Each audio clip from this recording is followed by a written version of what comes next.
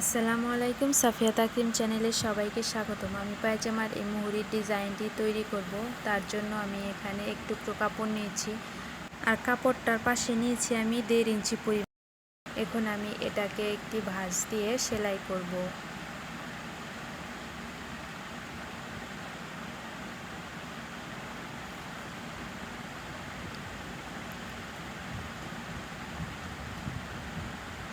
সেলাইটা হয়ে গেলে আমি একটি শলার মাধ্যমে এটাকে উল্টে একটা ফিতা তৈরি করে নেব। আর এইভাবে আমি কিছু ফিতা তৈরি করে নেব। ডিজাইন করার জন্য এখানে আমি কাগজ নিয়েছি আর কাগজটার পাশে নিয়েছি আমি 4 ইঞ্চি পরিমাণ। আর ঠিক মাঝখানে আমি একটা দাগ দিয়ে নিয়েছি এবং দাগের মাঝখানে দাগ থেকে এইদিকে 1.5 ইঞ্চিতে আমি আরেকটা দাগ দিয়েছি এবং এপাশেও আমি 1.5 ইঞ্চিতে আরেকটা দাগ দিয়ে নিয়েছি। তো কাগজটা যেহেতু 4 ইঞ্চি পাশে, তাই আমি ফিতাগুলোকে 4 ইঞ্চি পরিমাণ লম্বা করে কেটে নেব। তো আমি ফিতাগুলোকে কেটে নিয়েছি। এখন কাগজের উপর আমি একটা করে ফিতার আর যে মাঝখানে দাগটা আছে সেখান দিয়ে আমি সেলাই করব। একটা ফিতা রাখার পর আমি 1/2 ইঞ্চি ফাঁকা রেখে আরেকটি ফিতা রাখবো আর এভাবে আমি পুরো মুহুরির লাইন সেলাই করব।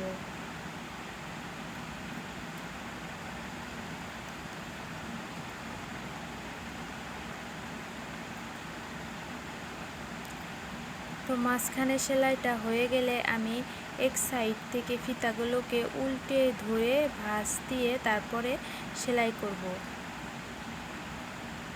তো প্রত্যেকটা ফিতায় আমি এভাবে উল্টে দিয়ে তারপরে সেলাই করব আর এভাবে আমি এক পাশের লাইন সেলাই করে নেব।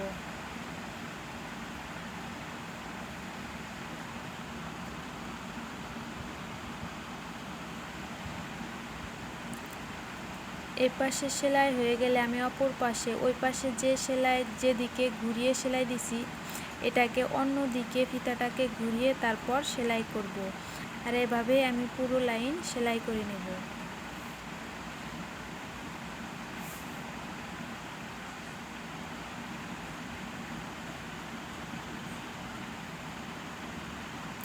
তো এখন সাইডের বাড়তি অংশটা আমি কেটে নেব।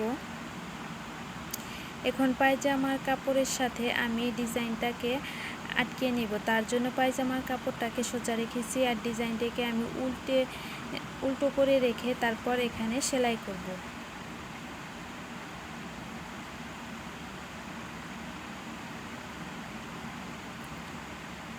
সেলাই হয়ে গেলে এখন আমি এখানে উপরের অংশে এখানে একটা লেস লাগাবো।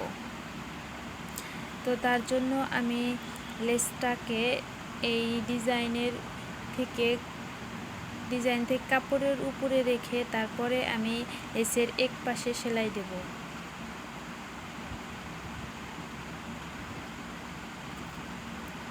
তো লেসের এক পাশ সেলাই হয়ে গেলে আমি অপর পাশেও সেলাই দিয়ে লেসটিকে আটকে নেব।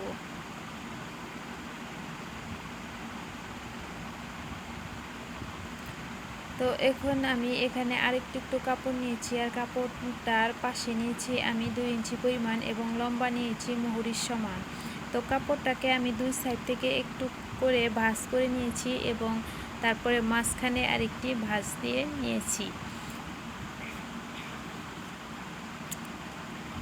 এখন পায়জামার মুহুরি নিচে এই কাপড়টাকে আমি লাগাবো। তার জন্য ভাঁজ করা কাপড়টাকে খুলে তারপরে ঠিক মাঝখানে কাপড়টাকে রেখে নিচ থেকে ভাঁজ দেওয়া আছে এবং উপরে যে ভাঁজ দেওয়া আছে সেটাকে সমান করে রেখে তার উপর আমি চাপ সেলাই দেব।